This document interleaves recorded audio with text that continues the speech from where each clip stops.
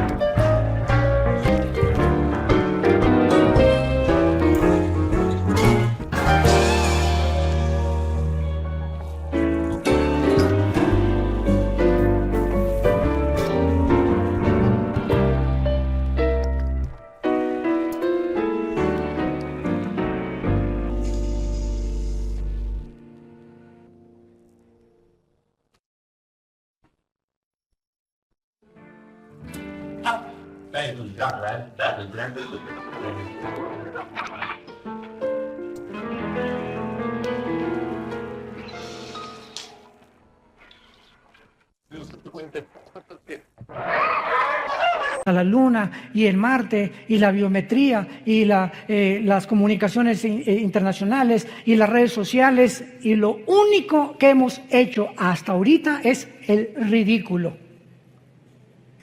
Nunca la confusión política había sido tan grande como ahora. Nunca con la tecnología que hemos alcanzado y con los descubrimientos científicos que se han hecho desde 1954, que se descubre la molécula del ADN por los doctores Crick y Watson norteamericanos, nunca, jamás habíamos llegado a tanta confusión científica. Ahora ya está cayendo, derribándose la famosa teoría de la evolución. Ya lo que descubrieron en Israel hace 1 o 2 semanas hizo polvo la evolución, el descubrimiento de la...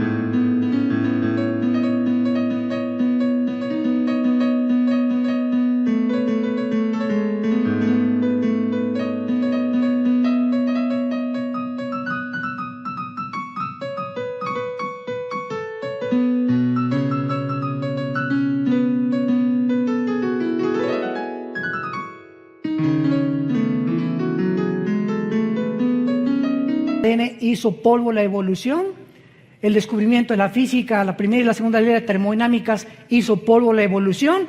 Una mentira que nos enseñaron durante más de un siglo y que se seguía y se sigue todavía enseñando en muchas universidades, que venimos de Chita, que somos el producto accidental de una evolución y que venimos de los animales, cuando la ciencia, la física, la biología, etcétera, etcétera, contradicen científicamente. Vamos a hacer a un lado la Biblia. La misma ciencia contradice que es imposible la evolución cuando descubrieron el ADN. Sin embargo, esto nos enseña que cuando una mentira se repite 100 años, se acaba aceptando como una verdad. Dice el profeta Isaías, detuvieron la verdad. Y como el ser humano carece de iluminación para saber cuál es la verdad, el mundo tenía forzosamente que llegar al punto en donde nos encontramos. Nos encontramos en el abismo, donde las cosas no van a mejorar, las cosas van a ir de mal en peor. En el libro de Daniel, capítulo 12, encontramos la introducción que dice: en aquel tiempo se levantará Miguel. Daniel 12, versículo 1, el gran príncipe que está de parte de los hijos de tu pueblo. Será tiempo de angustia, cual nunca fue desde que hubo gente hasta entonces. Pero en aquel tiempo, ese es aquel tiempo que se repite otra vez en el versículo 1. ¿Ya lo vieron? Comienza diciendo: en aquel tiempo se va a levantar Miguel, el comandante en jefe de los ángeles de Dios, y habrá un tiempo de angustia, y en aquel tiempo será libertado tu pueblo. ¿De qué tiempo está hablando el ángel al profeta Daniel? Del tiempo de la gran tribulación. Y lo dice claramente: será un tiempo que jamás lo hubo cuando hubo gente hasta entonces. Y estas mismas palabras Jesús las repite en Mateo 24, 21. Porque habrá gran tribulación como nunca el ser humano la ha visto jamás. Ni en el Holocausto judío, ni en la Primera Guerra Mundial, ni en la Revolución Bolchevique, ni en la Segunda Guerra Mundial, ni en la Guerra de Vietnam, ni en la Guerra de Corea, ni en los tsunamis que ha habido, ni terremotos. Lo que va a pasar sobre el mundo es algo inusitado que jamás en la historia se había visto. ¿Por qué? Bueno, cuando ya vamos al libro de Apocalipsis, vemos la respuesta. El abismo, que es donde se encuentran los demonios, que está en el centro de la tierra, el abismo, se va a abrir y van a salir del abismo millones de espíritus demoníacos para atormentar a los seres humanos mental y físicamente en los tiempos del anticristo. Al mismo tiempo que los demonios van a salir todos en libertad, imagínense abrirle las cárceles federales, las clases de máxima seguridad ahorita a todos los criminales del mundo. Imagínense lo que podría suceder. Pues esto sería como Disneylandia comparado con los demonios que van a salir. Agreguémosle que el anticristo va a tener poderes sobrenaturales, señales engañosas. El falso profeta va a hacer llover fuego del cielo. Y en ese tiempo los habitantes de este mundo van a creer realmente que son extraterrestres. Les van a adjudicar poderes de otros mundos. Y agreguémosle todavía que aparte de las señales y milagros y todo lo que está pasando, Satanás baja al mundo. Ahorita dice Efesios 2 del 1 al 3 que es el príncipe de la potestad del aire. Ahorita Satanás opera en el aire con las ondas de comunicación, con el espectro electromagnético, con todo lo que es el magnetismo, la energía. Desde ahí, ahorita está él controlando radios, programas, televisión, medios de comunicación, etcétera, etcétera, para hacernos creer lo que oímos en la mayor parte de los medios de comunicación. Pero Satanás no baja solo al mundo, lo acompañan los ángeles caídos. Entonces el mundo se convierte en la habitación de demonios, de señales, de milagros mentirosos y de Satanás con sus ángeles caídos que, repito, creerán que serán extraterrestres. Porque los ángeles tienen forma humana cuando se manifiestan en el mundo. Dice en 2 Corintios que Satanás se disfraza de ángel de luz. Esto es a lo que se refiere hace 2600 años el ángel que le da estas palabras al profeta Daniel. Y vemos nosotros, aparte de todo esto, ¿verdad?, que la Biblia continúa explicándole a Daniel en el versículo 2, y muchos de los que duermen en el polvo de la tierra, o sea, en el tiempo de la tribulación, serán despertados, o sea, va a haber una resurrección. Unos para vida eterna y otros para vergüenza y confusión perpetua. Damas y caballeros, santos de Dios, no todos vamos a resucitar al mismo tiempo. Pongan mucha atención. No todos vamos a resucitar al mismo tiempo. Va a haber la primera resurrección que Cristo menciona en Juan capítulo 5, y muchos serán despertados para vida eterna y otros para condenación eterna. Muy bien. En lo que se llama la primera resurrección están involucrados los santos del Antiguo Testamento y nosotros, los santos de la iglesia. Y la otra resurrección para condenación se encuentra hasta Apocalipsis 20, del 11 al 15, que se llama el juicio del gran trono blanco, donde van a resucitar los incrédulos o todos aquellos que rechazaron las leyes y los mandamientos de Dios. Pero vayamos a ver por qué decimos que hay un orden en la resurrección, porque Dios es un Dios de orden. Vayamos a la primera carta a los Corintios, capítulo 15, y veamos con muchísimo cuidado de qué forma el apóstol Pablo describe este orden de la resurrección que iremos desarrollando a continuación. 1 Corintios 15, versículo 20 en adelante. Mas ahora Cristo ha resucitado de los muertos, primicias. Esta palabra, apúntalo en tu Biblia, es primeros frutos. Primeros frutos. Es la palabra griega aparche, como suena a parche, que se refiere a la fiesta de los primeros frutos de Israel. Acuérdate que primero era la Pascua, después venía los panes sin levadura, después venía los primeros frutos y después vino Pentecostés. Y quedan 3 fiestas para poder terminar el plan de Dios. Entonces, cuando el apóstol Pablo dice que Cristo es el que cumplió la fiesta de los primeros frutos, porque Jesucristo es el primero en toda la historia del ser humano que resucitó sin volver a morir. Cuando Dios resucitó a Lázaro, volvió a morir. Cuando resucitó a Tabita, volvió a morir. Todos los casos de resurrección que encontramos en la Biblia volvieron a morir.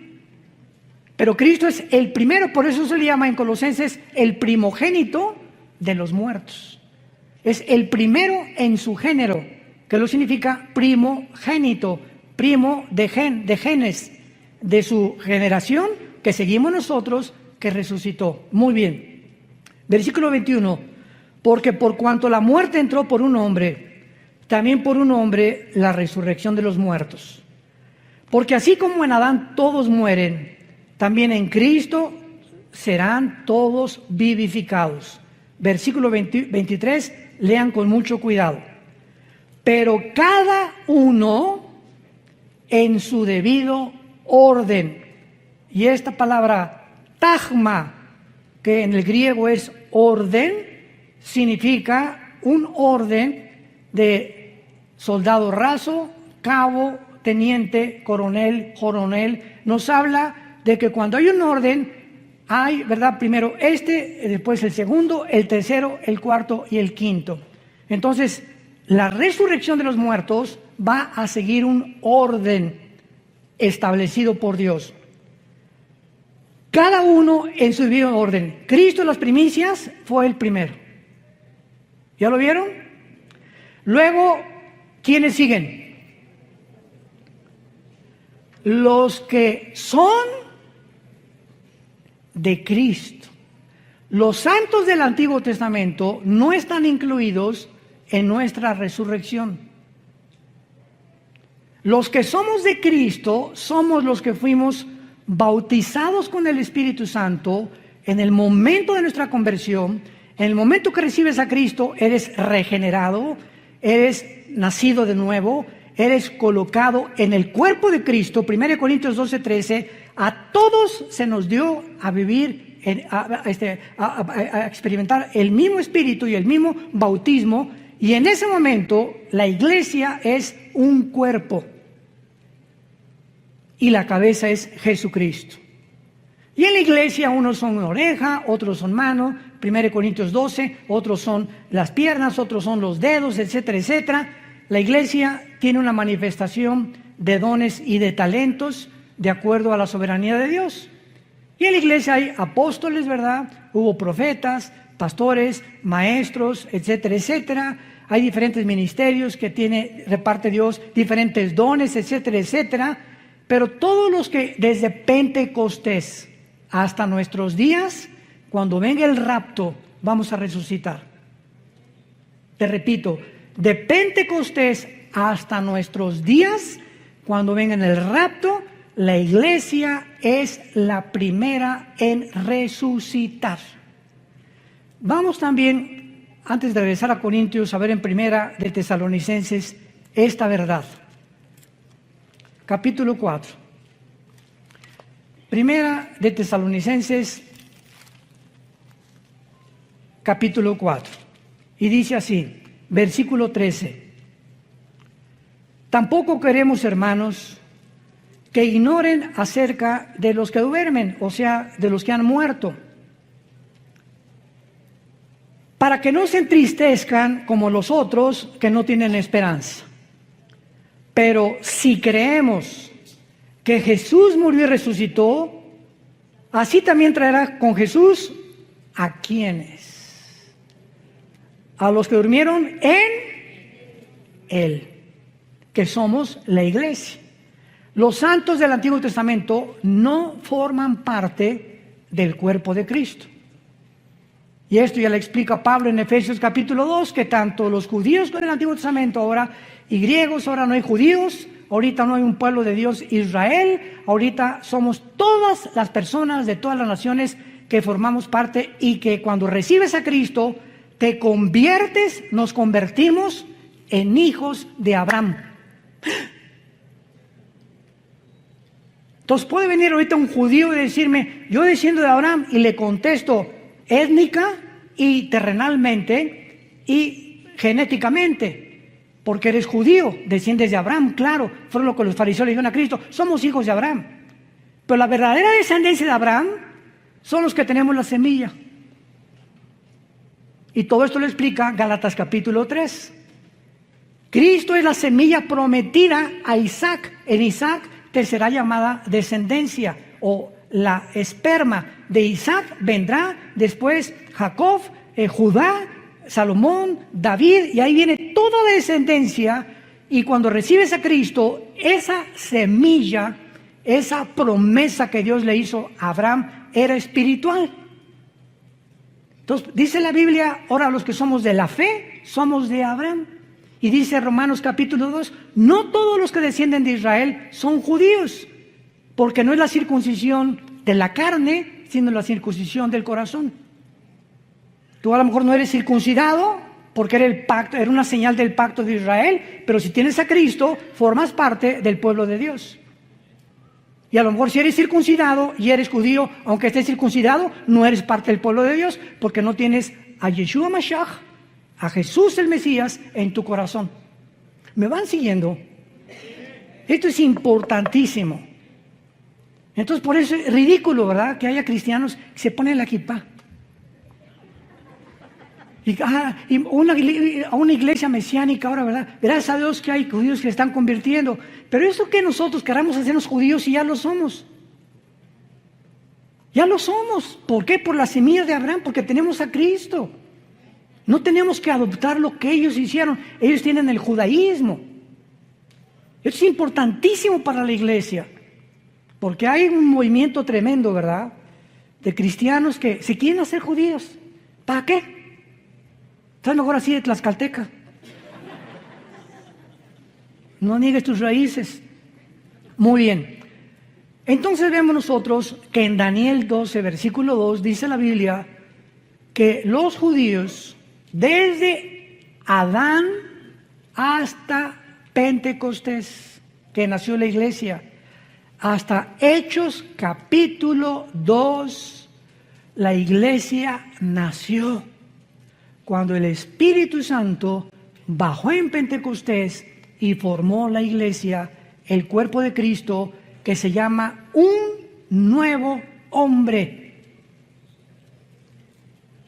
Y dice la Biblia en 2 Corintios 5, el que está en Cristo, nueva.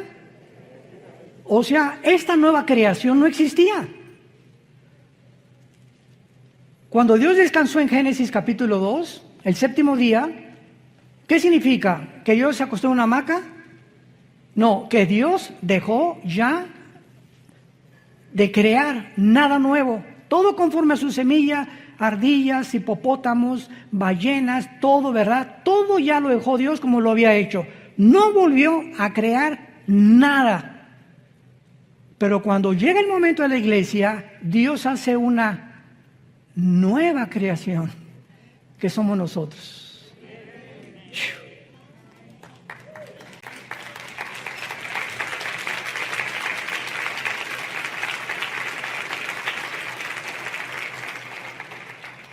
¿Viste, hermano, por qué no guarda el sábado?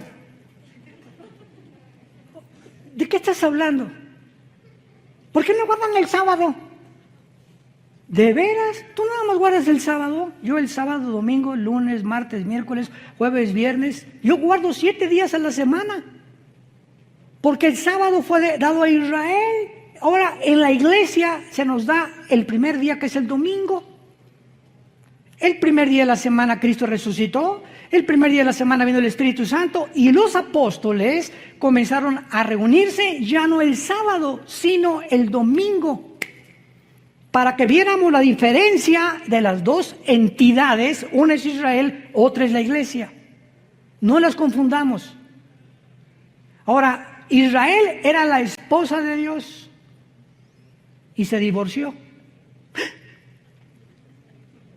Dios está divorciado ahorita de Israel. Nosotros somos la novia de su hijo. 2 Corintios 11, del 1 al 3. Desposados como una virgen pura. Alguien me preguntó, ¿qué acaso tiene Dios dos esposas? Le dije, por favor, entiende la Biblia. Dios tiene hecha a un lado a Israel y va a regresar. Romanos 9, 10 y 11, va a regresar en la tribulación a purificarlos, purgarlos, y los que crean en la tribulación en Jesús pasarán al milenio junto con la iglesia nosotros. Pero ahorita Dios está divorciado. ¿Dónde dice eso? Vayamos al libro de Isaías.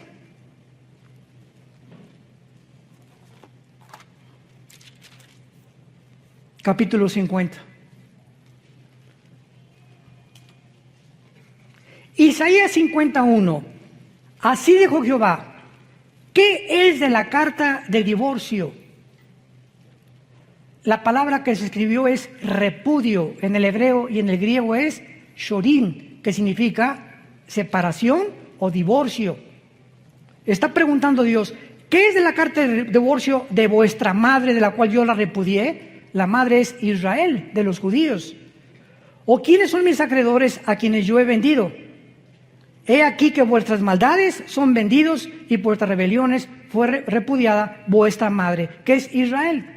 Compáralo con Jeremías, capítulo 3, antes de que me llames hereje. Versículo 8. Jeremías 3, 8. Ella, está hablando de Israel, vio que por haber fornicado la rebelde Israel, yo la había despedido y dado carta de divorcio. Dios le está explicando tanto a Jeremías como a Israel, yo estoy divorciado de Israel. Pero no tuvo temor la rebelde Judá, su hermana, sino que también fue ella y fornicó. ¿Por qué Dios se divorció de Israel? La fornicación que Israel cometió era venderse a las naciones. Espiritualmente, en el Antiguo Testamento, la fornicación es un símbolo de unirte al mundo. Y en Santiago capítulo 4 en el Nuevo Testamento dice, oh almas adúlteras.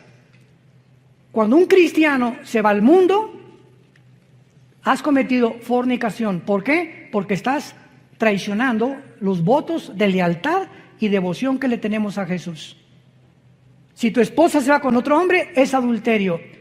Y el adulterio es la única causal y el abandono de hogar en el Nuevo Testamento para poder divorciarte. 1 Corintios capítulo 7.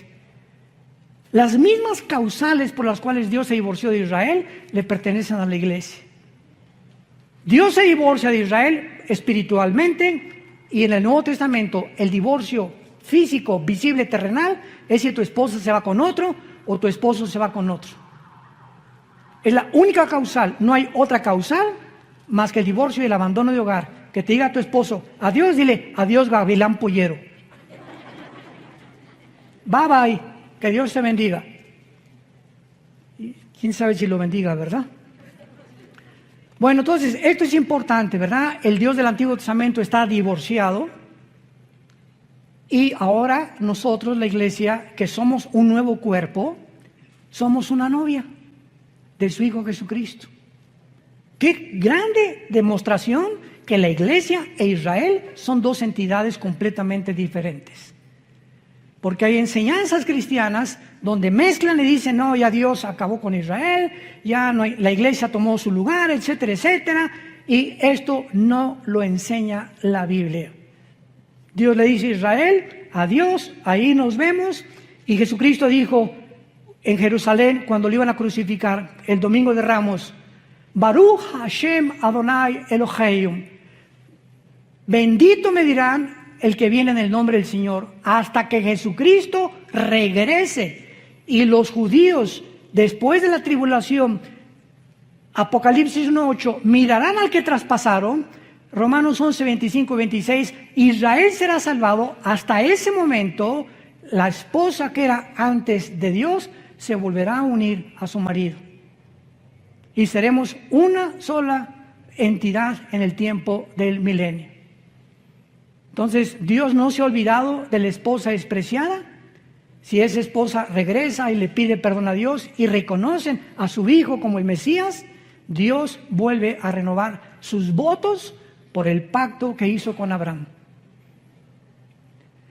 ¿Ven qué importante es entender la Biblia sistemáticamente para no caer en herejías y en tonterías y ya se acabó con la iglesia, con Israel, ya no tiene para nada, ¿verdad? Claro que ahorita no tiene absolutamente nada. Cuando crucificaron a Cristo, dijo, ¿verdad? Dijeron los judíos, la sangre sea sobre nuestras cabezas.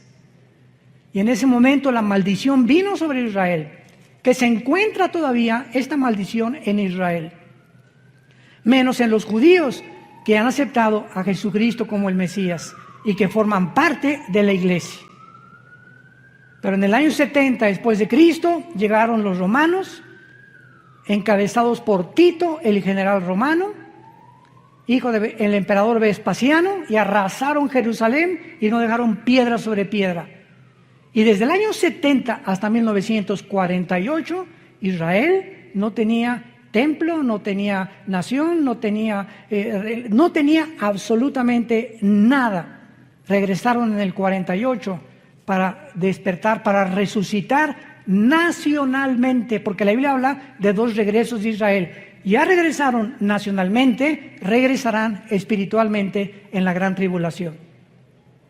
Entonces no es hasta que se conviertan, Ezequiel 37, la visión de los huesos secos, ¿se acuerdan? Que Ezequiel le dio una visión de los huesos, que es Israel, y lo dice, los huesos son mi casa. Y ahorita se están juntando los tendones con los huesos hasta que se forma el cuerpo, que es Israel, cuando Jesucristo regrese junto con nosotros para reinar con ellos en el milenio. Regresamos a 1 Corintios. Entonces vemos que la primera resurrección le pertenece a la iglesia, a los que somos del cuerpo de Jesucristo. Y después dice claramente, en este orden, el apóstol Pablo, los que son de Cristo en su venida, luego el fin cuando entregue el reino de Dios y Padre. Muy bien. La resurrección, viene Cristo mañana, supongamos, o la semana que entra. Desaparecemos millones de personas. Yo pienso sinceramente que somos la generación que no va a gustar la muerte. Que somos la generación que no vamos a saber lo que es morir. De repente las noticias se congestionarán, los medios de comunicación, aviones que van a caer porque el piloto desaparecieron, accidentes de tránsito. Todos los niños menores de edad desaparecerán del planeta, siendo ya de padres incrédulos o no padres incrédulos. Los niños son de Dios. Dejen que los niños se acerquen a mí. No dijo Jesús, nada más los cristianos o nada más los judíos, no, se acerquen todos los niños. Son míos los niños, pertenecen de una forma misteriosa y espiritual a Jesucristo. Y entonces van a pasar 7 años de tribulación, y cuando termine la tribulación resucitan todos los santos desde Adán hasta la cruz. Y después en el milenio va a haber otra resurrección, porque cuando Cristo venga, hagan de cuenta que entramos ya al milenio, resucitados nosotros con cuerpos resucitados, bajamos del cielo con Cristo con cuerpos glorificados ya. Pero cuando venga Cristo, dice Zacarías capítulo 13 versículo 8, que una tercera parte va a sobrevivir la tercera guerra mundial. Una tercera parte sobrevivirá la guerra del Armagedón. Y esta tercera parte que sobreviva, va a haber, Mateo 25, un juicio de los cabritos y de las ovejas. Y Dios va a juzgar a los cabritos y a las ovejas. Las ovejas son las que siguieron a Jesús en la tribulación, los cabritos, los que le rechazaron, serán condenados, y los sobrevivientes cristianos de la tribulación van a pasar al milenio. Los que se convirtieron en la tribulación y se salvaron de la muerte del anticristo. Pero esas personas que entran al milenio tienen que morir, ¿verdad? porque se ha establecido Romanos 9 que los hombres muramos una sola vez y después el juicio. Entonces, ¿cómo van a entrar a la eternidad estas personas que pasaron de la tribulación vivos al milenio si no han resucitado? Entonces, la mayor parte de estos que van a entrar se van a rebelar contra Cristo, Apocalipsis 20, del 10 en adelante, y Satanás será sacado del abismo y encabezarán la última guerra, Gog y Magog, que es diferente de la Ezequiel 38-39, para pelear contra Cristo, y los que se hayan convertido en milenio resucitarán para entrar a la nueva Jerusalén.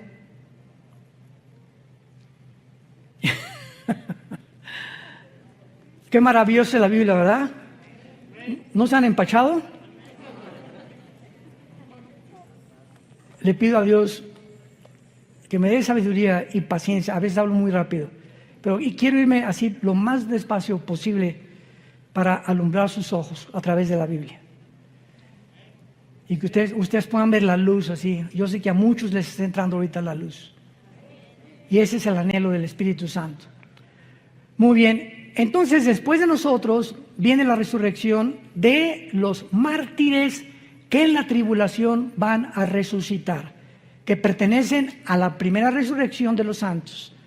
Vamos a ver, la primera resurrección es el rapto, los santos del Antiguo Testamento y los que mueran como mártires en la tribulación. Vayamos a Apocalipsis 7 y veamos los millones de personas que en la tribulación se van a convertir, y el apóstol Juan los ve en el cielo resucitados.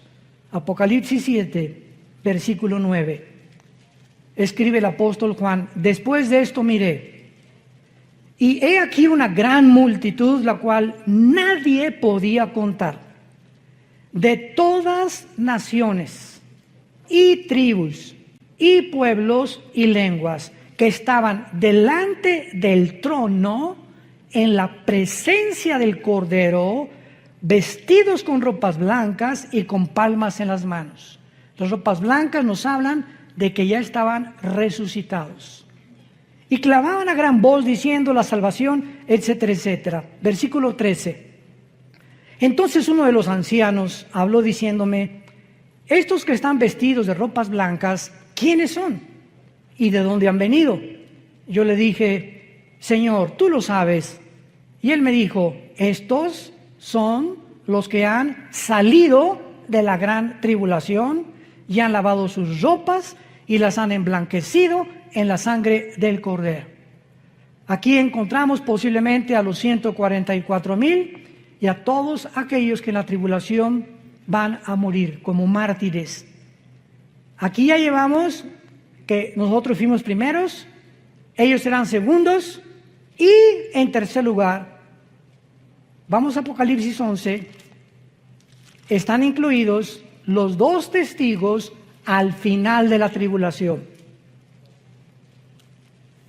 Dice Apocalipsis 11, versículo 7, cuando hayan acabado su testimonio, está hablando de los 2 testigos: la bestia que sube del abismo hará guerra contra ellos y los vencerá y los matará, y sus cadáveres estarán en la plaza de la grande ciudad, que en sentido espiritual se llama Sodoma y Egipto, donde nuestro Señor fue crucificado. De una forma inequívoca es Jerusalén, donde los 2 testigos serán asesinados por el anticristo. Y vean ustedes las palabras con las que el Espíritu Santo califica a Israel. Israel se convertirá como Egipto, que es el símbolo del mundo, y como Sodoma, que es el símbolo de la depravación moral. Y no es coincidencia que Tel Aviv, la ciudad ahora de Israel, se esté considerando la capital mundial del movimiento gay. Tel Aviv es ya la capital del movimiento gay en el mundo. Y hay cantidad de cristianos evangelizando a todos estos hombres y mujeres que necesitan a Jesús. Porque Jesús murió por todos aquellos, por más pecador que tú seas, Cristo te ama.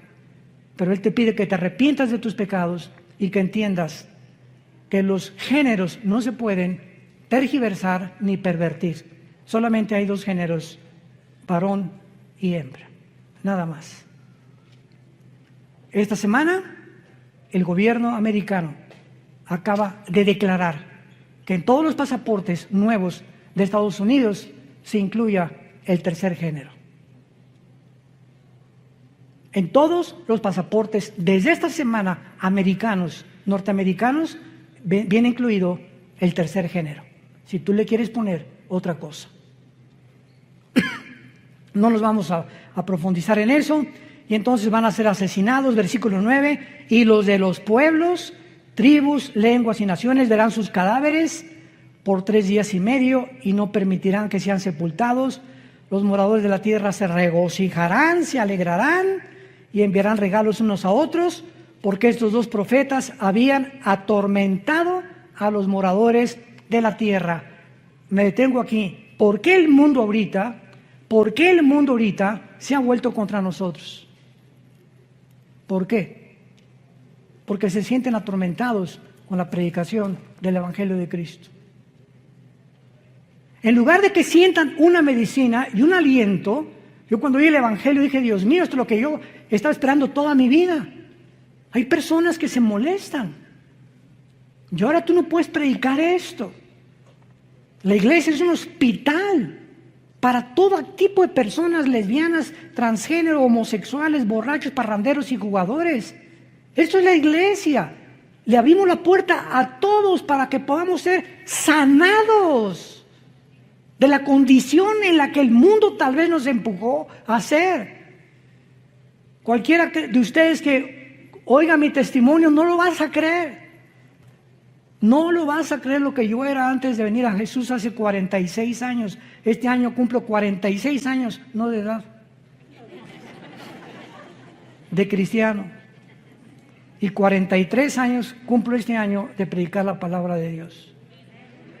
A los 3 años de convertido comencé a predicar en la sierra a los indígenas de Oaxaca y de Guerrero. Tuve 3 años en la sierra, durmiendo en pisos de adobe, tapándome con periódicos. Mi cojín era un ladrillo envuelto en periódicos, así que si realmente alguien ha vivido la pobreza, he sido yo.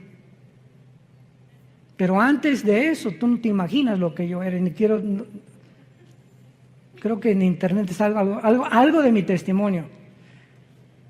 Pero Juan Charrasqueado se quedaba chiquito.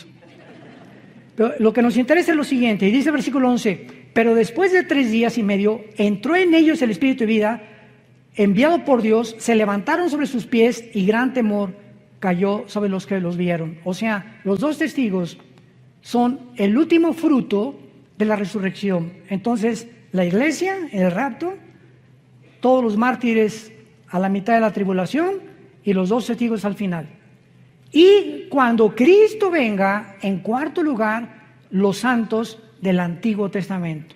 Este es el orden que Dios ha establecido. Es un orden y no importa el tiempo que los del Antiguo Testamento van a resucitar después de la tribulación, nosotros primero, etcétera, etcétera, pertenecemos a lo que se llama la primera resurrección, que está dividida en diferentes tiempos. Y la otra, la única en la que tú vas a resucitar, si tú no tienes a Cristo, será al final del milenio.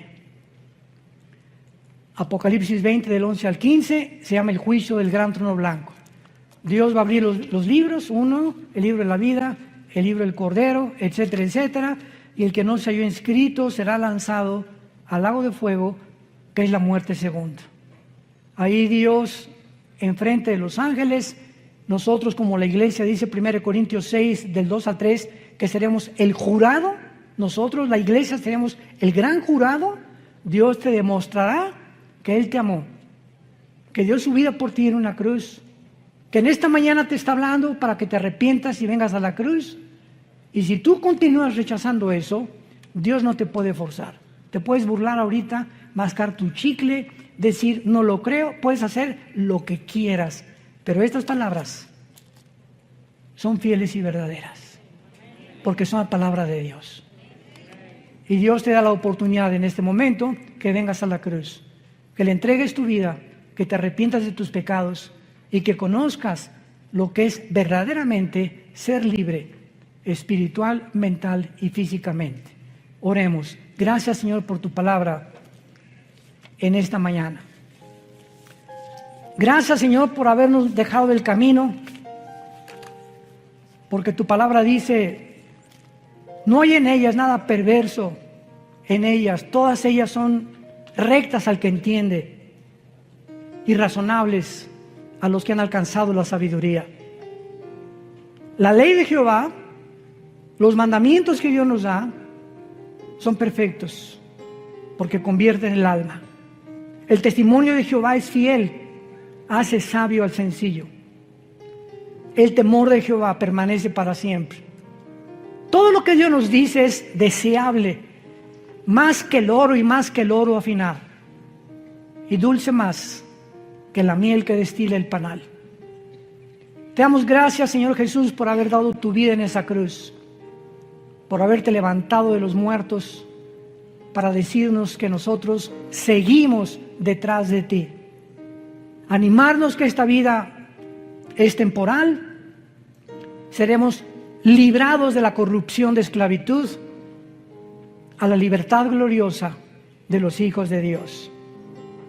Y en esta mañana, tú que me escuchas, invita a Cristo a tu corazón. Arrepiéntete de tu vida. Tú eres pecador, dice la Biblia, y la paga del pecado es la muerte. Mas Dios muestra su amor para con tu vida en que, siendo pecador, así como estás de sucio, de sucia, Jesús murió por ti para limpiarte y lavarte con su sangre preciosa y decirte que nunca te va a volver a dejar ni abandonar, y el día que tú mueras morirás en paz, porque morirás con la seguridad que en esta mañana el Espíritu Santo te dará tu corazón. Si alguien quiere en esta mañana invitar a Cristo, ustedes que nos ven por la televisión, dile estas palabras: Señor, te pido perdón por mis pecados. Creo que en esa cruz pagaste con tu sangre por ellos. Y creo que a los 3 días tu Padre te levantó de los muertos. Y como creo que vives, te pido en este instante que entres a mi corazón como mi Señor y mi Salvador. Señor Jesús, gracias por tan grande amor y por darme la vida eterna y la absoluta seguridad y certeza que cuando yo muera, moriré en paz, porque sé que me estarás esperando para gozarme la otra vida, que mi fe no fue en balde y que tus promesas fueron fieles y verdaderas. En el nombre de Jesús. Amén.